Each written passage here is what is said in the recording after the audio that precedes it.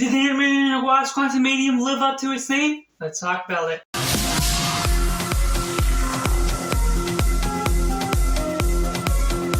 Starting off, I'd like to discuss Peyton Reed as the director. He's not commonly known for his writing on comedy films and all these other sorts of films. He even did the first two Ant-Man films, just so in general you get a taste of what he is going for. So going into Ant-Man and Wasp Quantumania, he's a little bit out of his comfort zone in just a general note of bringing in a little bit more serious stakes with King the Conqueror, and just generally bringing in all of these sci-fi-esque type of things that are into it.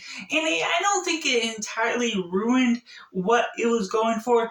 There were some things brought in that where some of the notes just were a little bit off. The humor just did not land all too well with what the serious tension was going for, and some people might have still enjoyed it, but it was a miss. It was a hit or miss for me. Most were hits, but in general, like, the idea of the whole quantum realm itself was very fascinating.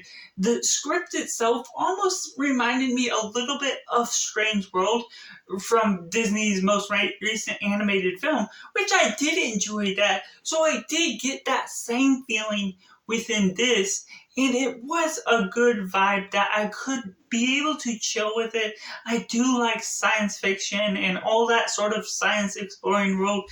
Some of the visuals were a little plain, as if you're going into this outer space type of planet, and it doesn't get too much more creative than that compared to some of what we've seen in the past two films. But even then, you're getting very few glimpses of being down in the quantum realm in those two films, and so this was a full exposure to that. And one of my concerns going into it was whether you would be getting into the quantum realm and getting the full exposure early on, since it's Quantumania. And I feel like it did a good job with bringing us in fairly soon, still bringing us the general idea of what's going on with Earth, what's going on with Ant-Man and the Wasp, and the others at this time during this timeline.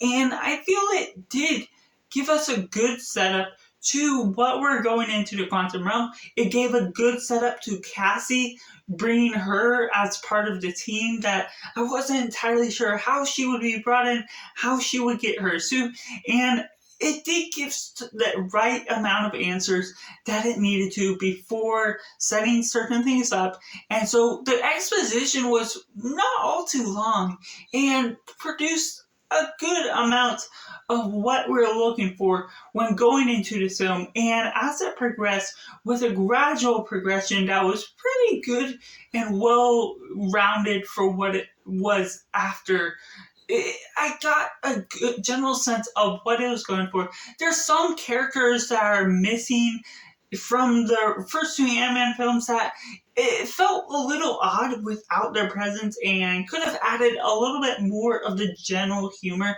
that Peyton Reed brings to the screen, but it still brought a decency to having Ant-Man, the Wasp, Hank Pym, and Janet, and Cassie all together.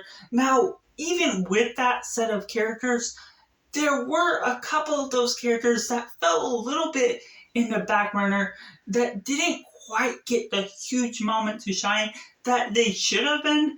And so it felt a little bit off, but there were a couple parts of the movies where it split them into groups and it was going a little bit back and forth. And so I did generally enjoy that aspect to the film itself, and I do have some of that within the writing of my novel, and so it did get a sense of familiarity, especially with the Strange World aspect that I was talking about before.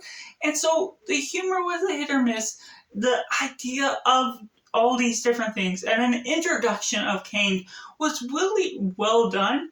It did leave some things like confusing at first, but it was again a gradual build up of exploring new ideas, what's going on, what Janet explored within the quantum realm.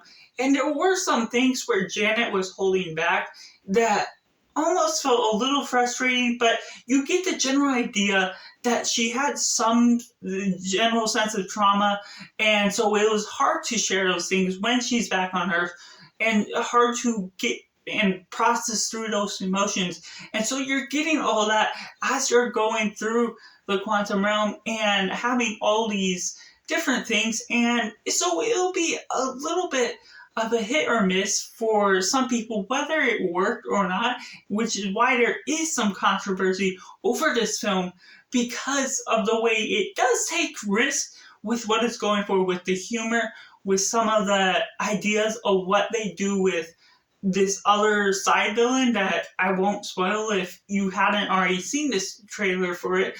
And generally, with the ideas that they're going after, I really do like the setup that they went with Kang with all these characters. Ant-Man doesn't entirely feel like the right hero to have been fighting against Kang right away for how it leads up into the final battle, but it still worked for what it's going for. I still enjoyed what I got with the strange world aspect because the quantum realm makes sense for what Ant-Man's character and bringing in Hank Pym and all those characters, bringing in all of those characters makes sense for what they're going for. And so overall, I did enjoy the aspect of the film as a sci-fi type of movie, having in some humor.